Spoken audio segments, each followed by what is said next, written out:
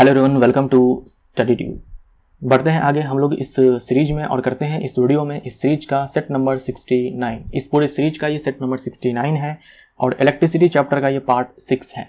इस सीरीज के अंदर आने वाले हर वीडियो का पीडीएफ डाउनलोड करने के लिए ये रहा टेलीग्राम चैनल का आईडी। आप इस टेलीग्राम चैनल को ज्वाइन करके पीडीएफ को प्राप्त कर सकते हो, पीडीएफ को डाउनलोड कर सकते हो, क्यूआर कोड को भी स्कैन करके टेलीग्राम चैनल को ज्वाइन कर सकते हो। अब बढ़ते हैं वीडियो में आगे और करते हैं प्रश्नों को। यदि किसी परिपथ में प्रतिरोधकों को एक सिरे से दूसरा सिरा मिलाकर जोड़ा जाता है तो प्रतिरोधकों के ऐसे संयोजन को डैश कहा जाता है। परिपथ यानी कि सर्किट और प्रतिरोधक यानी कि रेजिस्टर। तो जब किसी सर्किट में रेजिस्टर्स को एक सिरे से दूसरा सिरा मिलाकर जोड़ा जाता है तो ऐसे कॉम्बिनेशन को, जो रेजिस्टर का कॉम्बिनेशन बनता है, उसे क्या कहा जाता है। जैसे यहां देख लो, 3 रेजिस्टर्स हैं। इसका एक सिरा ये है, दूसरा सिरा ये है, फिर इसका एक सिरा इससे जुड़ा हुआ है, एक सिरा इसके वाले से जुड़ा हुआ है। इस प्रकार का जो संयोजन है, ये जो पूरा संयोजन है, सवाल में एक बार फिर से पढ़ लो क्या बोल रहा है। किसी परिपथ में प्रतिरोधकों को एक सिरा से दूसरा सिरा मिलाकर जोड़ा जाता है। ये एक रेजिस्टर है, ये एक रेजिस्टर है, ये एक रेजिस्टर है। अब देखो, इसका सिरा हमने आपस में मिला दिया, फिर इसका सिरा हमने आपस में मिला दिया। इस प्रकार से एक रेजिस्टर का एक सिरा दूसरे रेजिस्टर के एक सिरे से जुड़ा होता है, फिर दूसरे का तीसरे से एक से जुड़ा होगा। इस प्रकार से जो संयोजन बनता है उसे हम लोग बोलते हैं श्रेणी क्रम संयोजन, सीरीज कॉम्बिनेशन। तो इसमें क्या होगा, एक रेजिस्टर का एक सिरा दूसरे वाले से, दूसरे का एक सिरा तीसरे वाले से, तीसरे का एक सिरा चौथे वाले से, इस प्रकार से कनेक्टेड होता है। इसे हम लोग बोलते हैं सीरीज कॉम्बिनेशन। यदि किसी परिपथ में प्रतिरोधकों को 2 बिंदु के बीच जोड़ा जाता है तो ऐसे संयोजन को क्या कहते हैं। जैसे 2 बिंदु है, मान लो मैंने ये एक बिंदु ले लिया और दूसरा मैंने ये ले लिया, इसके बीच में मैंने एक रजिस्टर यहां पे जोड़ दिया, एक दूसरा भी मैंने लिया और इसे भी हम इसी 2 बिंदु के बीच में जोड़ते हैं, एक तीसरा लिया, इसे भी हम लोग इसी प्रकार से जोड़ देते हैं, एक चौथा लिया, इसको भी हम लोगों ने इस प्रकार से जोड़ दिया, एक 5वां लिया, इसको भी मैंने इसी प्रकार से जोड़ दिया। तो यहाँ देखो 2 ही बिंदु है और 2 ही बिंदु के बीच में ये सारे रजिस्टर्स के जो सिरे हैं वो जुड़े हुए हैं। तो इसे बोलते हैं एक दूसरे के साथ समानांतर क्रम में होना, तो इसे बोलते हैं पार्श्व क्रम संयोजन। उस वाले में क्या था, ये 2 सिरा है, इसका एक सिरा दूसरे वाले से कनेक्टेड होगा, दूसरे वाले का तीसरे वाले से कनेक्टेड होगा। इसमें ऐसा नहीं है, इसमें 2 ही बिंदु है और सारे रजिस्टर्स के जो सिरे हैं इन्हीं 2 बिंदु से कनेक्टेड है। तो इसे हम लोग क्या बोलेंगे, पार्श्व क्रम संयोजन, पैरेलल कॉम्बिनेशन। जब 2 या अधिक प्रतिरोधक श्रेणी क्रम में लगे होते हैं तब, जब 2 या 2 से ज्यादा रजिस्टर्स जो है सीरीज में लगे होते हैं तब क्या होता है, प्रत्येक प्रतिरोधक से समान विद्युत धारा प्रवाहित होती है। क्या ये सही है, देख लेते हैं।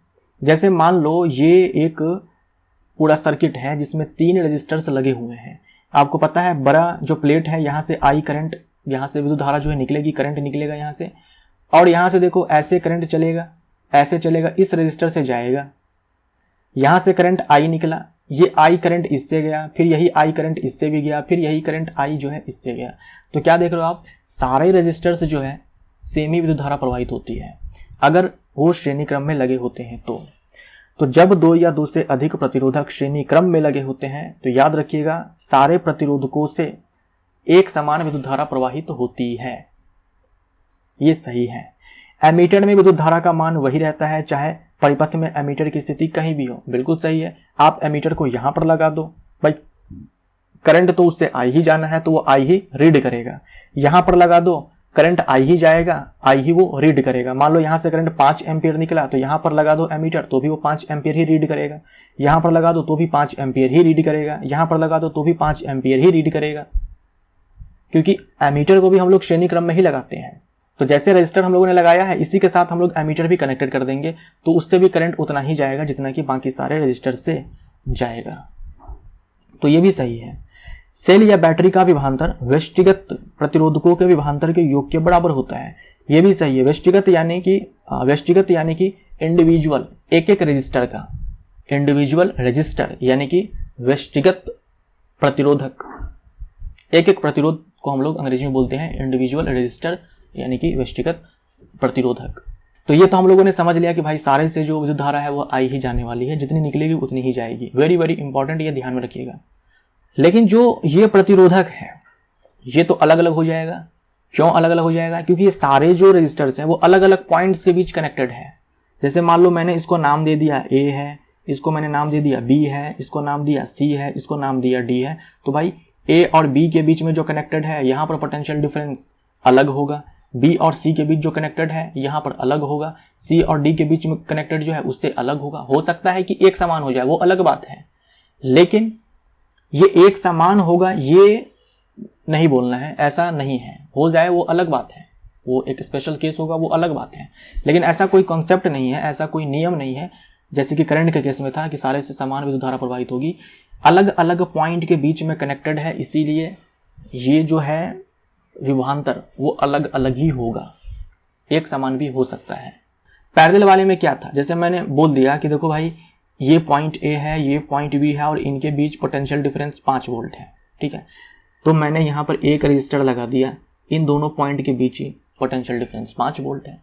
मैंने एक और लगा दिया ऐसे इन्हीं दो पॉइंट के बीच में, तो इसके लिए भी 5 वोल्ट, इसके लिए भी 5 वोल्ट। मैंने एक और लगा दिया, तो भाई अभी भी मैंने A और B के बीच में ही लगाया है, तो A और B के बीच का जो विभवांतर है वो 5 वोल्ट है, तो 5 वोल्ट ही रहेगा। तो समानांतर क्रम में क्या होता है कि सारे रजिस्टर के लिए विभवांतर सेम होता है, लेकिन सीरीज कॉम्बिनेशन में क्या होता है कि हर रजिस्टर अलग अलग पॉइंट्स के बीच में कनेक्टेड है, तो उनके बीच विभवांतर अलग अलग होता है। सेम हो जाए वो बात अलग है। तो मैं इन सारे को इरेज करता हूं यहाँ पे, ठीक है। तो ये स्टेटमेंट हमारा बिल्कुल सही है, ये स्टेटमेंट भी सही है, ये स्टेटमेंट भी सही है, डी हमारा आंसर हो जाएगा। मीन्स इन दोनों के बीच विभवांतर अगर V1 है तो V1 इन दोनों के बीच V2 है प्लस इन दोनों के बीच में V3 है, ये सब जोड़ दो तो V के बराबर होगा, ये जो V है इसके बराबर है। मीन्स बैटरी का जो भी विभवांतर होगा वो डिवाइड हो जाएगा इन सारे रजिस्टर्स के बीच में। यही V जो है इन सारे रजिस्टर्स के बीच में डिवाइड हो चुका है, तो सीधी सी बात है इन सबको जोड़ेंगे तो हमें V मिल जाएगा। यदि 3 प्रतिरोधक R1, R2, R3 किसी बैटरी से, यहां पर लिख लेना छूट गया है, श्रेणी क्रम में संयोजित है तो प्रत्येक प्रतिरोधक से प्रवाहित विद्युत धारा का अनुपात होगा। देखो ये तो आप समझ चुके हो कि अगर श्रेणी क्रम में रजिस्टर्स लगे होते हैं तो सारे से विद्युत धारा जो है समान ही प्रवाहित होती है। ये हम लोगों ने अभी देखा ना, यहाँ पर देख लो सारे से, ये R1, R2, R3 मान लो 3 है, सबसे I, तो सारे का रेशियो क्या होगा 1, 1, 1, बी हमारा आंसर हो जाएगा। 3 प्रतिरोधक R1, R2, R3 किसी V विभवांतर वाली बैटरी से संयोजित है तो प्रत्येक प्रतिरोधक के सिरों के बीच विभवांतर का अनुपात होगा। 3 रजिस्टर्स हम लोगों ने ऑलरेडी समझ लिया हुआ है, फिर भी हम लोग एक और देखते हैं। ये हम लोगों ने देखा था, ये विभवांतर V है, ये मान लो R1 है, ये R2 है, ये R3 है, इस प्रकार से इनके सिरों के बीच विभवांतर V1 है, V2 है, V3 है। तो ये बात आप जानते हो कि करंट जितना इससे जाएगा उतना ही इससे जाएगा, उतना ही इससे जाएगा। तो करंट का रेशियो अगर हमसे पूछा जाता R1, R2, R3 से तो वो 1:1:1 आता, जो हम लोग ऑलरेडी देख चुके हैं।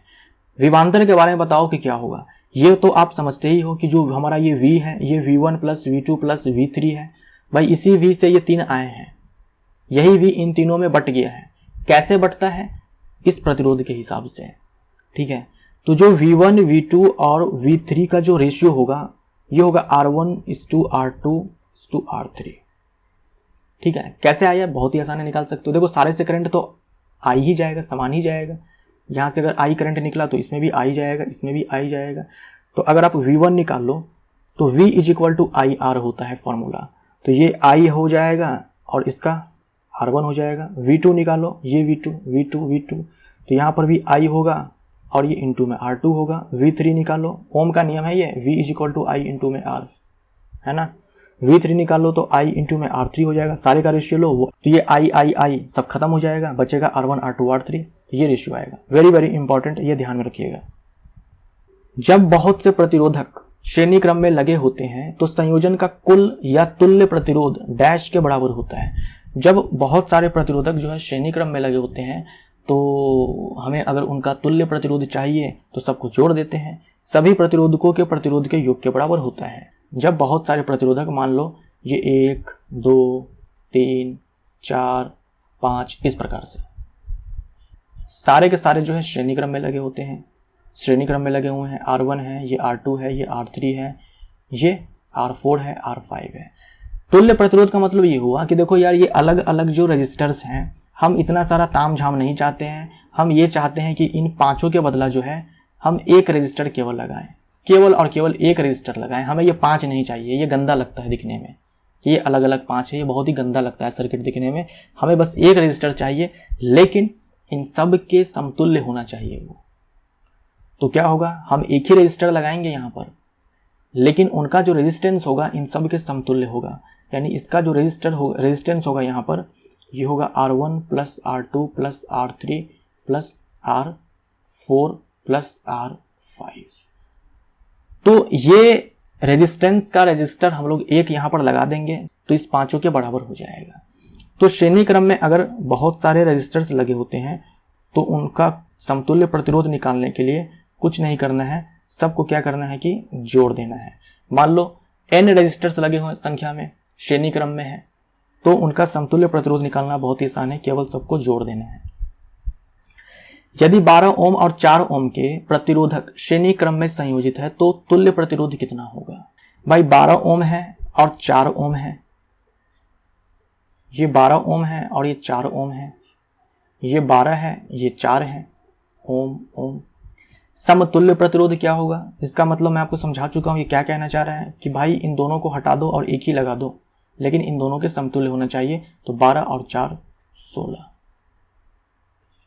तो फॉर्मूला बहुत ही सिंपल है, RS यानी कि इक्विवेलेंट रेजिस्टेंस इन सीरीज, श्रेणी क्रम में समतुल्य प्रतिरोध। तो R1 प्लस R2, दो ही रेजिस्टर्स हैं तो 12 प्लस 4, आगे और होता तो सबको हम प्लस प्लस प्लस करके ऐड कर देते हैं। तो 12 और 4 16, सॉरी मैंने क्या लिख दिया, 12 और 4 16, 16 का डी है ना, ये आंसर होगा, ये ए नहीं होगा, डी आंसर होगा। यदि 12 ओम और 4 ओम के प्रतिरोधक पार्श्व क्रम में संयोजित है तो तुल्य प्रतिरोध कितना होगा। अब देखो 12 और 4 ये जो रेजिस्टर्स हैं ये लगे हैं आपके पार्श्व क्रम में, पैरेलल में। तो पैरेलल क्रम में संयोजन करना है तो कैसे करना है, दो बिंदुओं के बीच में ही इन दोनों को अटैच करना है। तो ये मान लो एक बिंदु x है, ये y है, तो इनके बीच में एक और लगा दो। देखो दोनों रेजिस्टर्स जो है x और y के बीच में ही है, और इसे क्या करो आप बैटरी से कनेक्ट कर दो। लो बन गया 12 ओम और ये 4 ओम। अब यहां भी वही चीज है कि भाई इन दोनों को हटा करके हमें एक लगाना है रेजिस्टर, लेकिन इन दोनों के समतुल्य होना चाहिए। तो अगर मान लो कि समानांतर क्रम में दो रेजिस्टर्स लगे हैं, R1 और R2, ये दो रेजिस्टर्स हैं जो समानांतर क्रम में लगे हैं, पार्श्व क्रम में लगे हैं, पैरेलल में लगे हैं। तो इन दोनों का समतुल्य निकालने के लिए आप फॉर्मूला डायरेक्ट याद रखेंगे, R1 R2 divided by R1 plus R2। ये याद होना चाहिए, ये बहुत ही ज्यादा इंपॉर्टेंट है। आरपी यानी कि समतुल्य प्रतिरोध पार्श्व क्रम में, R1 R2 divided by R1 plus R2। केवल दो रेजिस्टर के लिए ये फॉर्मूला है, तीन के लिए मत लगा देना कि R1 R2 R3 divided by R1 plus R2 plus R3, ऐसा नहीं करना है तीन वाले में। तो यहाँ पर आप क्या करो, आप वैल्यू सारे पुट कर दो। हमारे पास 12 है, 4 है, फिर 12 प्लस 4 है, तो 12 चौके 48 हो जाएगा, 12 और 4 16 हो जाएगा, 16 तिहाई 48 हो जाएगा, 3 ओम हमारा आंसर हो जाएगा। यदि 12 ओम 4 ओम 3 ओम के तीन प्रतिरोधक श्रेणी क्रम में संयोजित हैं तो तुल्य प्रतिरोध कितना होगा। तो श्रेणी क्रम के लिए क्या करना है, सिंपली सबको जोड़ देना है बिना कुछ दिमाग लगाए। तो 12 प्लस 4 प्लस 3, और होता तो हम और जोड़ देते हैं आगे। तो 12 4 16 और 3 19, 19 ओम हमारा आंसर हो जाएगा। 2 ओम के 10 प्रतिरोधक श्रेणी क्रम में संयोजित है, संयोजन का कुल प्रतिरोध क्या होगा। ध्यान से सुनिएगा, टोटल रेजिस्टर्स कितने हैं, 10 है संख्या में, और 10 के 10 का जो प्रतिरोध है वो समान है, और वो है 2 ओम। तो मान लीजिए कि श्रेणी क्रम में n रेजिस्टर्स लगे हुए हैं और सारे का रेजिस्टेंस सेम ही है, मान लेता हूं मैं कि R है। तो अब खुद सोचो, श्रेणी क्रम में हम लोग क्या करते थे, सबको तो सिंपली जोड़ देते थे ना, R1 plus R2 plus R3। तो यहाँ R1 R2 R3 n है संख्या में, सब के सब बराबर ही है, R1 बराबर R2 बराबर R3, इस प्रकार से। तो सबको जोड़ेंगे तो n इंटू में R आएगा। याद रखना है ये n रेजिस्टर्स सारे के सारे श्रेणी क्रम में और सबका प्रतिरोध समान, तो समतुल्य प्रतिरोध n इंटू में R आएगा। यहां पर क्या हो जाएगा, n की जगह पर 10 है, R की जगह पर 2 है, तो 20 ओम हमारा आंसर हो जाएगा। अब यही चीज क्या करना है, हमें पार्श्व क्रम में करना है। कि टोटल संख्या में 10 प्रतिरोधक है और सबका प्रतिरोध 2 ओम ही है और सबको लगा देना है पार्श्वक्रम में। तो इस बार जो हमारा फॉर्मूला बनकर आएगा वो R/n आएगा। इन सब के ऊपर बहुत सवाल आते हैं, इसलिए ये सब डायरेक्ट याद रखिए आप। R का मान 2 है, N का मान 10 है, 0.2 ओम। ए हमारा आंसर। 3 समान प्रतिरोध के प्रतिरोधक श्रेणी क्रम में संयोजित है। इस बार देखो N बराबर हमारे पास 3 है और सबका प्रतिरोध समान है, मान लो कि R है। यदि संयोजन का तुल्य प्रतिरोध 24 है तो प्रत्येक प्रतिरोधक का प्रतिरोध है। तो जब N रजिस्टर्स सीरीज में लगे होते हैं और सबका प्रतिरोध समान होता है तो मान लो कि R है, तो मैंने आपसे कहा कि जो RS होगा वो N इंटू में R होगा। तो यहाँ पर RS आपको पता है कि 24 है, तो इस फॉर्मूले को अप्लाई करना है। 24 बराबर हो जाएगा N का मान 3 है और इंटू में R, तो R = 8 ओम। डी हमारा आंसर। 5 समान प्रतिरोध के प्रतिरोधक पार्श्वक्रम में संयोजित हैं। इस बार N बराबर 5 है, सब के सब पार्श्वक्रम में लगे हैं, तुल्य प्रतिरोध 20 है, यानी कि जो Rp है वो है 20। तो व्यक्तिगत प्रतिरोधक का प्रतिरोध है, यानी प्रत्येक प्रतिरोधक का प्रतिरोध क्या है, यानी प्रत्येक रजिस्टर का रेजिस्टेंस क्या है। तो पार्श्वक्रम के लिए क्या फॉर्मूला था, R/n। जब n रजिस्टर्स R रेजिस्टेंस वाले लगे हो पार्श्वक्रम में तब। तो Rp का मान यहाँ पर 20 है, R का मान हमें चाहिए, N का मान 5 है, तो R बराबर हो जाएगा 100 ओम। आंसर लेकिन यही है, ठीक है, इसको काट दो। जो प्रतिरोधक है सब 100 ओम वाले हैं, संख्या में 5। 8 एक समान प्रतिरोध वाले प्रतिरोधकों को श्रेणी क्रम में संयोजित करने पर तुल्य प्रतिरोध 48 है। पार्श्वक्रम में संयोजित करने पर इनका तुल्य प्रतिरोध क्या होगा। देखिए N बराबर टोटल कितना है, 8 है। सबका प्रतिरोध जो है एक समान है, तो मान लो कि R है। जब इन सबको श्रेणी क्रम में लगाया जाता है तो RS निकल कर आता है 48 ओम। तो आपको बताना है कि Rp क्या होगा। तो कुछ नहीं करना है, RS = Rp = n²। ये भी एक रिलेशन है अपने आप में, RS बट्टे में Rp बराबर n²। एक समान प्रतिरोधक संख्या में n है, उनको हम श्रेणी क्रम में लगाएं, उसके बाद हम लोग उसे पार्श्वक्रम में लगाएं, तो जो उसका समतुल्य का रेशियो आएगा वो n² आएगा। तो RS हमारे पास 48 है, Rp हमसे पूछा गया है, n का मान 8 है, तो 8 का स्क्वायर 64 हो जाएगा। तो यहाँ से Rp आ जाएगा हमारा 16 तिहाई 48, 16 चौका 64, 3/4। सी हमारा आंसर। ये फॉर्मूला भी याद रखिएगा। 20 ओम के 5 प्रतिरोधक एक साथ श्रेणी क्रम में संयोजित किए जाते हैं। 20 ओम के 5 प्रतिरोधक, R हमारा 20 है और N बराबर हमारे पास क्या है कि 5 है। श्रेणी क्रम में संयोजित किए जाते हैं, उसके बाद पार्श्व क्रम में संयोजित किए जाते हैं। दोनों स्थितियों में तुल्य प्रतिरोध का अनुपात क्या होगा।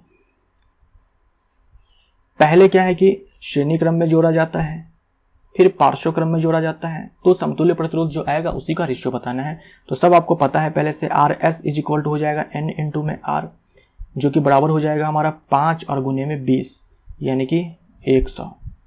जो Rp है हमारे पास, इसके लिए फॉर्मूला होता है R बटे में N। R का मान हमारे पास 20 है, N का मान हमारे पास 5 है, तो 5 चौके 20 हो जाएगा। तो यहाँ से हमें क्या चाहिए, यहाँ से हमें चाहिए RS Rp। तो RS हमारे पास 100 है और ये 4, इसको हम और छोटा कर देते हैं, 25:1। बी हमारा आंसर।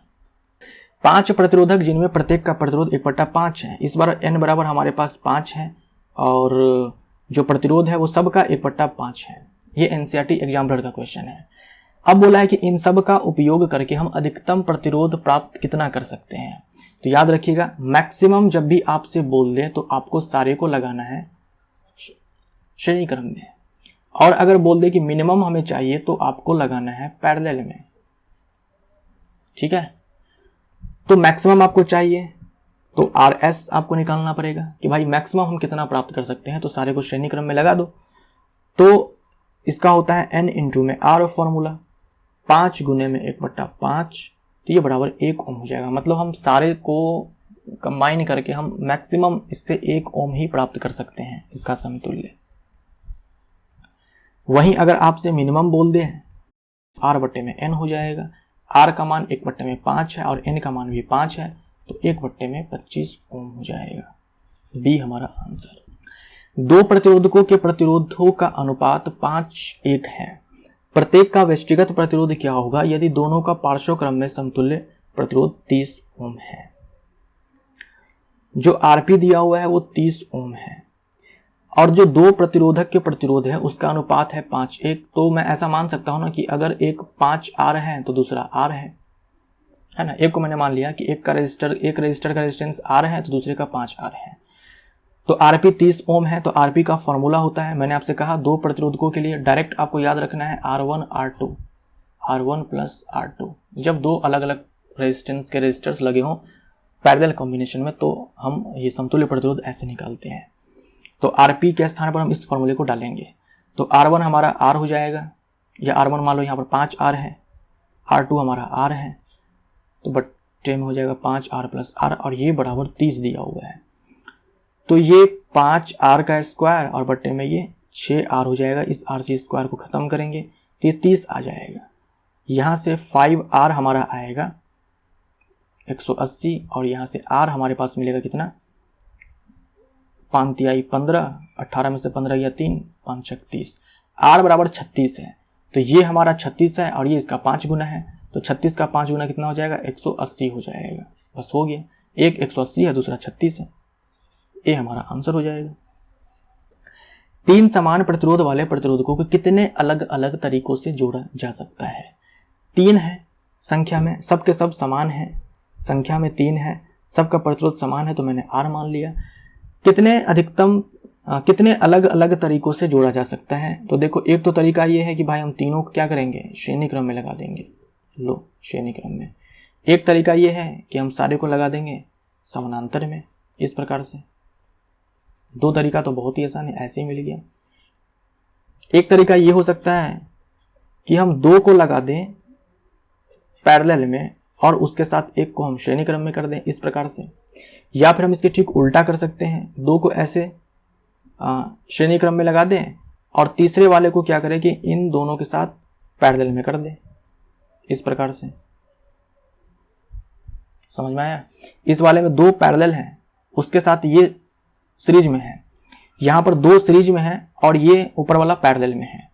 मैक्सिमम हम इतना ही कर सकते हैं कि या तो हम सबको श्रेणी क्रम में लगा दें या फिर सबको पैरेलल में लगा दें, या फिर लगाएं 2 को पैरेलल में 1 को सीरीज में, या फिर 2 को सीरीज में 1 को पैरेलल में। तो मैक्सिमम हम 4 प्राप्त कर सकते हैं, 4 जो है अलग अलग कॉम्बिनेशन हम लोग प्राप्त कर सकते हैं। 2 तारों का व्यष्टिगत प्रतिरोध क्या होगा यदि श्रेणी और पार्श्व क्रमों में उनका समतुल्य प्रतिरोध क्रमशः 18 ओम और 4 ओम है। 2 तारों का व्यष्टिगत प्रतिरोध क्या होगा। 2 तार है, दोनों का रेजिस्टेंस मान लो, एक का R1 है दूसरा का R2 है। इन दोनों को जब श्रेणी क्रम में लगाया जाता है तो समतुल्य प्रतिरोध 18 निकल कर आता है और जब समानांतर में लगाया जाता है तो 4 ओम निकल करके आता है। तो अगर श्रेणी क्रम में लगाया जाता है तो RS हमारा R1 R2 हो जाता है। तो ये R1 R2 का मान ही हमारे पास कितना है कि 18 है। और पैरेलल वाले के लिए हमारे पास फॉर्मूला होता है R1 R2 divided by R1 plus R2, 2 register के लिए ये हमारे पास 4 है। तो यहां पर देखो आप पूरा का पूरा आप गणित है। R1 प्लस R2 हमारे पास 18 है और R1 R2 डिवाइडेड बाई, देखो R1 प्लस R2 के जगह पर हम लोग 18 डाल सकते हैं ना, यहाँ पर डाल सकते हैं ना, तो ये 18 हो जाएगा और बराबर में ये 4। तो यहाँ से R1 R2 बराबर 72 आ जाएगा। तो R1 R2 का मान 72 है और R1 प्लस R2 का मान 18 है। तो अब यहाँ से हम लोग hit and trial method apply करेंगे। Hit and trial method, R1 R2 का कॉम्बिनेशन सोच लो आप कि भाई इन दोनों का सम जो है 18 आना चाहिए, प्रोडक्ट जो है 72 आना चाहिए। तो ये हमें कहाँ से मिलेगा, ऑप्शन से भी चेक कर सकते हो। 12 छक 72, 12 छक 72 होता है और 12 प्लस 6 जो है हमारा 18 भी होता है। तो यही ऑप्शन है, बाकी तो किसी में आएगा नहीं। 6 दूनी 12 नहीं, बाकी किसी में नहीं आएगा। ठीक है, एक होगा 12 ओम, दूसरा होगा 6 ओम, दोनों को जोड़ो तो 18 आएगा, गुना करो तो 72 आएगा, हो गया। Hit and trial method apply करना था, खत्म। वरना आप अलजेब्रा का भी इस्तेमाल कर सकते हो। त्रिभुज ABC के शीर्ष B और C के बीच प्रतिरोध कितना है। इस B और C के बीच प्रतिरोध कितना है, तो जिनके सिरों के बीच प्रतिरोध पूछ दे उसे क्या करना है कि बैटरी से ऐसे कनेक्ट कर देना है। अब आपको साफ साफ दिखेगा, ये दोनों तो श्रेणी क्रम में है। देख लो भाई, इसका सिरा इसके वाले सिरे से जुड़ा हुआ है और इस B और C के बीच में ही ये रजिस्टर भी लगा हुआ है और इन दोनों का समतुल्य भी लगा हुआ है, दो ही पॉइंट के बीच में। तो इसका जो समतुल्य आएगा और उसके साथ ये 6, ये दोनों ही क्या होंगे कि आपस में पार्श्वक्रम में होंगे। तो सबसे पहले ये श्रेणी क्रम में है तो इन दोनों का समतुल्य कितना आ जाएगा, 6 ओम आ जाएगा। सिंपली जोड़ देना है ना। और उसके साथ ये 6 है, उसके साथ ये 6 है। अब कुछ ऐसा कॉम्बिनेशन बना, ये हमारा B है और ये हमारा C है। 6 का समतुल्य कितना आएगा, 3 आएगा। 6 का समतुल्य कितना आएगा, 3 आएगा। भाई इस वाले फॉर्मूले से लगा सकते हो। n हमारे पास 2 है R बटे में n, और n हमारे पास 2 है, संख्या में 2 ही है, तो 2 तिहाई 6, 3 ओम हमारा आंसर। इस बार हमसे A और C के बीच में पूछा है, A और C के बीच में, A और C के बीच में। तो यहाँ क्या हो जाएगा, ये दोनों आपस में श्रेणी क्रम में, उसके साथ ये पैरेलल क्रम में। तो यहाँ पर हम फिर से वही डायग्राम बनाएंगे, लेकिन इस बार ये हमारा A है और ये हमारा C है। तो ये हमारा 6 और 2 8 हो जाएगा और ये हमारे साथ पार्श्वक्रम में है 4 ओम वाला। अब इन दोनों का समतुल्य निकालो। ये दोनों क्या है, पैरेलल में है, दोनों का रेजिस्टेंस अलग अलग है। तो इस बार हम लोग फॉर्मूला लगाएंगे R1 R2 divided by R1 plus R2। तो 8 गुने में 4 बटे में 8 प्लस 4, 8 चौके 32, 8 4 12। ये हो जाएगा हमारा 4 अट्ठे 32, 4 तिहाई 12, 4 अट्ठे 32, 4 तिहाई 12। ये हमारा आंसर। A और B के बीच कुल प्रतिरोध ज्ञात कीजिए। A और B के बीच में पूछा है, भाई बैटरी कनेक्ट कर दो, साफ साफ दिखेगा आपको। देखो आप 10 ओम और 10 ओम जो है ये 2 पॉइंट्स के बीच में ही कनेक्टेड है ना। 10 ओम और ये 10 ओम जो है ये 2 पॉइंट्स के बीच में ही कनेक्टेड है, मतलब ये दोनों आपस में तो पैरेलल में है। जो आएगा मन में सोचो, इन दोनों के बदला हम लोगों ने एक रजिस्टर यहाँ पे लगा दिया, तो इस 10-10 के साथ जो समतुल्य निकल करके आएगा उसके साथ ये 5 ओम वाला क्या है, श्रेणी क्रम में है। 10-10 का समतुल्य कितना हो जाएगा, 5 आ जाएगा। आधा कर देना है सीधा। दोनों अगर समान है तो सिंपली आप आधा कर दो। दोनों अगर एक समान है और पार्श्व क्रम में लगे हुए हैं तो आधा कर दो, ठीक है। मान लो ये 3-3 होता तो उसका समतुल्य 1.5 हो जाता, 4-4 होता तो 2 हो जाता, 10-10 है तो 5 हो जाएगा, 5-5 होता तो 2.5 हो जाता। मन में ऐसे कैलकुलेट करना है। इसी फॉर्मूले से आया है Rp = R बटे में N, तो 10 हो जाएगा क्योंकि दोनों समान है, 10 ओम के है, संख्या में 2 है। तो इतना करने की जरूरत नहीं है। 10-10 5, 5-5 2.5। मान लो 20-20 होता तो 10 हो जाता। 5-5 आप श्रेणी क्रम में है तो सिंपली दोनों को ऐड कर दो, 10 हो जाएगा। A और B के बीच तुल्य प्रतिरोध क्या होगा। अब देखो यहाँ पर 9 ओम 9 ओम 9 ओम, ठीक है। ये तीनों जो है 2 ही पॉइंट्स के बीच में कनेक्टेड है, इन दोनों पॉइंट्स के बीच में, मतलब ये सारे के सारे जो है पार्श्व क्रम में है। जो इनका समतुल्य आएगा उसके साथ ये 5 ओम वाला क्या होगा कि श्रेणी क्रम में होगा। तो यहाँ पर अभी हम लोग ये फॉर्मूला लगाएंगे Rp = R बटे में N। अगर 2 ही होता तो यहाँ पर 9 को हम आधा कर देते हैं, यानी कि 4.5 हो जाता है। लेकिन यहाँ पर 3 है तो R बटे में N करेंगे। R हमारे पास 9 है और N हमारे पास 3 है, तो 3×9। और इस 3 वाले के साथ ये 5 ओम वाला जो है श्रेणी क्रम में है। ये 3 है, ये 5 है,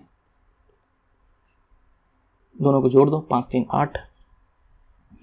1 ओम 2 ओम 3 ओम 4 ओम के 4 प्रतिरोधक निम्न प्रकार से संयोजित हैं। A और B के प्रतिरोध क्या है, A और B के बीच प्रतिरोध क्या है। देखो 2 रेजिस्टर्स के लिए मैंने आपसे कहा कि R1 R2 divided by R1 plus R2 होगा अगर 2 रेजिस्टर्स अलग अलग रेजिस्टेंस के लगे हो पार्श्व क्रम में। तो मैंने आपसे ये भी कहा कि भाई n रेजिस्टर्स हो, सब के सब n रेजिस्टर्स हो, संख्या में सबका रेजिस्टेंस बराबर हो, मान लो R हो, तब हम Rp = लिखते हैं R बटे में N पार्श्व क्रम में। ये सब क्या है, पार्श्व क्रम के लिए है।